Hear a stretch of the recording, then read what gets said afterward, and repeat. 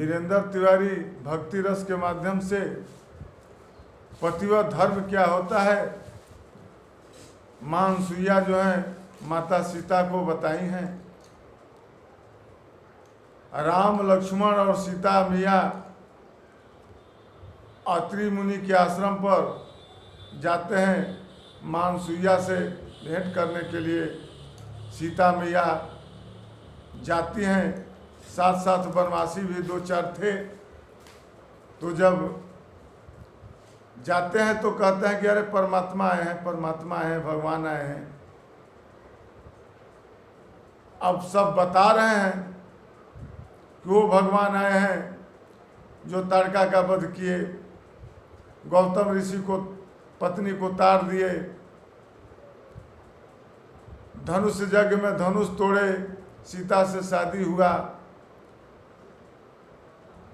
वो परमात्मा आए हैं, भगवान आए हैं। तब अनसुईया माता विचार करती हैं, कहते हैं कि हाँ परमात्मा तो है, लेकिन मेरे पति के परमात्मा हो सकते हैं, लेकिन मेरे परमात्मा तो मेरा पति ही है। स्वामी 4 होते हैं, मैं कुछ जगह वर्णन भी किया हूँ। सन्यासी स्वामी होते हैं, भगवान होते हैं। राजा स्वामी का पद लेते हैं, भगवान कहलाते हैं। और परमात्मा वो भी स्वामी कहलाते हैं, और पत्नी का स्वामी जो है उसका पति होते हैं। ये 4 स्वामी हैं। तो कहती हैं अनसुईया जी कि वो परमात्मा मेरे पति का हो सकते हैं, लेकिन मेरे परमात्मा तो मेरा पति ही है। और इस बात को मैया सीता भी सुनती हैं और पैर पकड़ लेती हैं। मां अनसुईया का पैर को पकड़ लेती हैं सीता मैया, और जब पैर को पकड़ती हैं तो बड़ी भावुक होकर ऋषि पत्नी अनसुईया और सीता जी मिलती हैं। विनीत भाव से कि अनसुईया के पद गही सीता, मिली बहोरी सुशील विनीता। ऋषि पत्नी मन सुख अधिकाई, आशीष दे निकट बैठाई। ऋषि पत्नी मां अनसुईया जी मन जो है सुख से भर जाता है, आशीष देती है मां सीता को और अपने निकट बैठाती हैं।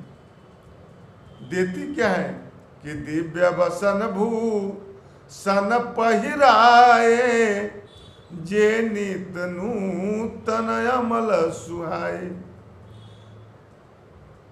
भव्य नहीं, दिव्य वसन। भव्य माने बहुत सुंदर हो सकता है, लेकिन जो मां अनसुईया ने वस्त्र दी हैं वो दिव्य वसन दी हैं, दिव्य वस्त्र दी हैं। दिव्य वस्त्र का और भूषण गहना पहनाती हैं।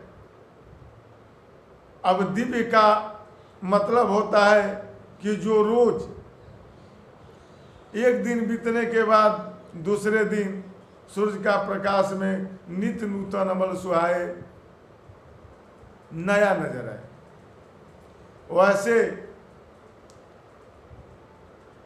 आभूषण और वैसे वस्त्र मां अनसुईया ने सीता जी को दिया। 2 साड़ी में ही मां सीता उतने दिन लंका में रही, लेकिन उनका वस्त्र जो है कभी धूमिल हुआ ही नहीं। ऐसा प्रमाण मिलता है। कह ऋषि वधू सरस मृदुबानी, नारी धर्म में कछु ब्याज बखानी। कहती है कि अनसुईया माता सीता जी से बताती हैं नारी धर्म क्या है, और नारी धर्म का जो भरा है उसको नहीं, ब्याज, जैसे आप पैसा बटोर करके उसका जो सूद चलता है उसे ही ब्याज कहते हैं। तो नारी धर्म क्या है, उसका केवल ब्याज का बखान जो है, सूद का बखान जो है, माँ सीता को अनसुईया जी बताई हैं। मातु पिता भ्राता हितकारी, मित्र प्रद सब सुनु राजकुमारी। हे राजकुमारी सुनो, माता पिता भाई ये हितकारी हैं, ये मित्र प्रद हैं, मित्र के समान है। लेकिन धीरज धर्म मित्र अरु नारी, आपद काल परिखहु चारी। अब धीरज ये चार प्रकार, चार का परीक्षा भी होता है, धीरज का, धर्म का, मित्र का और नारी का। कब? जब आपत्ति काल आता है। जब आपत्ति काल आता है तो धर्म छूटने लगता है, धीरज छूटने लगती है, और उस समय नारी का परीक्षा होता है। जो नारी उस समय साथ देती हैं वही पतिव्रत धर्म को निभा पाती है, वही नारी कहलाती हैं, वही पतिव्रता नारी कहलाती हैं। और मित्र का भी परीक्षा उस समय हो जाता है कि कौन मेरा मित्र है और कौन नहीं है, पत्नी मेरी कैसी है। अब जो है अनसुईया जी बताती हैं कि देखो, पति जैसा भी हो, कैसा कैसा पति होता है और कैसा भी हो, वैसे पति का भी अपमान पत्नी को नहीं करना चाहिए। वृद्ध रोग बस जड़ धनहीना, अंध बाधिर क्रोधी अति दीना। बुढ़ा हो, रोग से ग्रसित हो, जड़ी हो, धन से हीन हो, अंधा हो,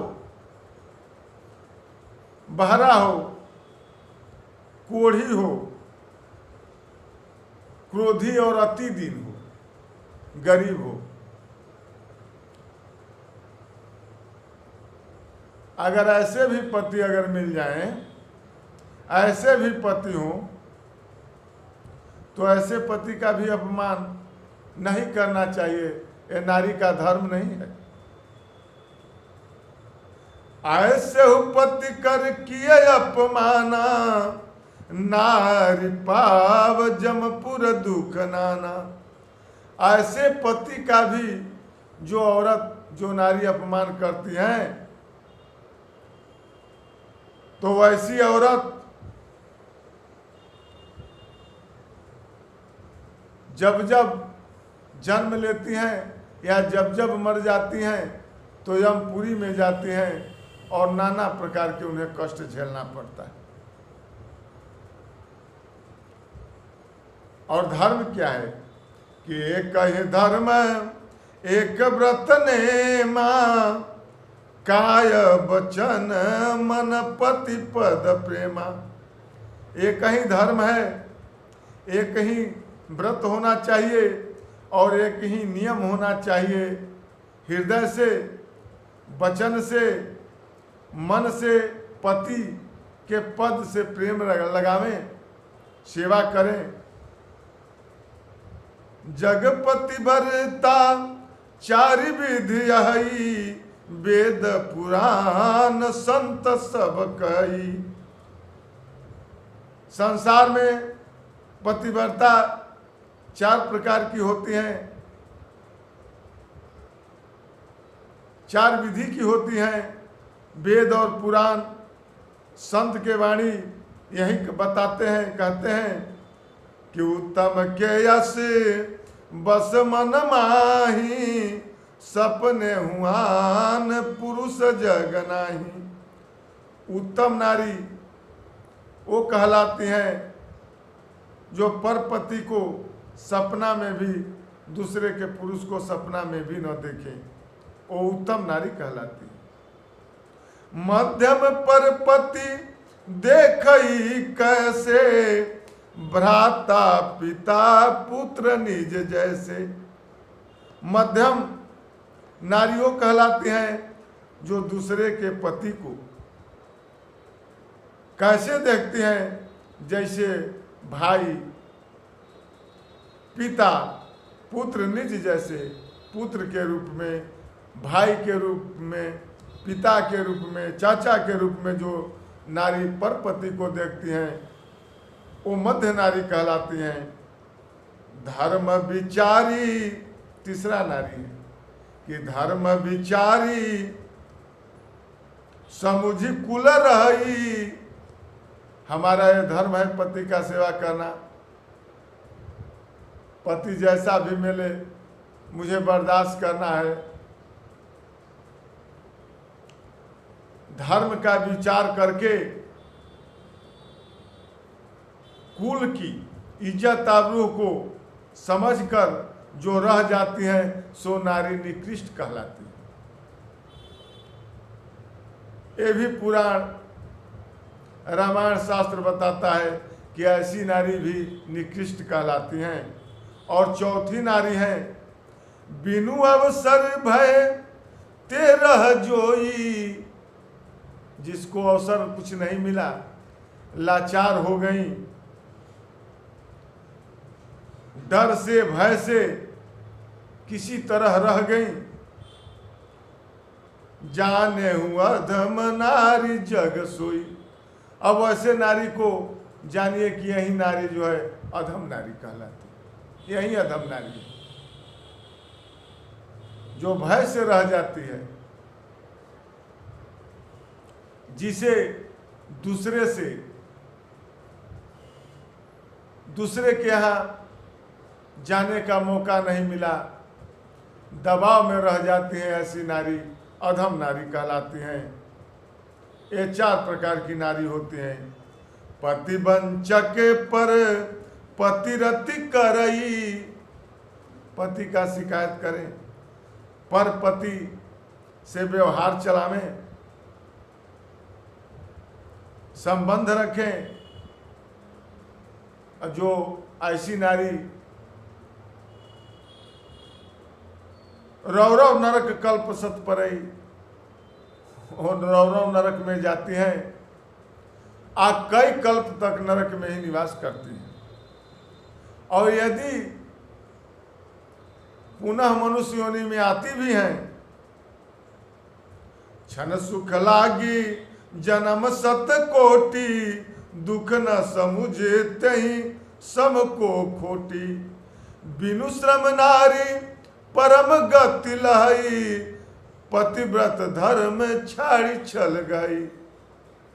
अब ऐसे ही नारी पति से छल करने वाली, जो छल करती हैं, पति और धर्म को नहीं निभाती हैं, पति प्रतिकूल जन्म जह जाई।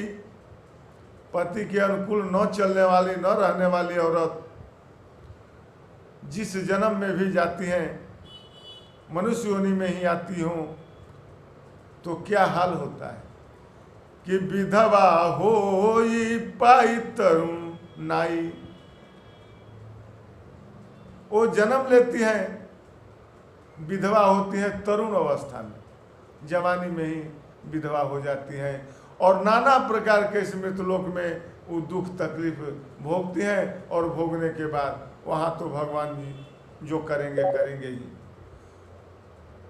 बोलिए सीताराम की जय।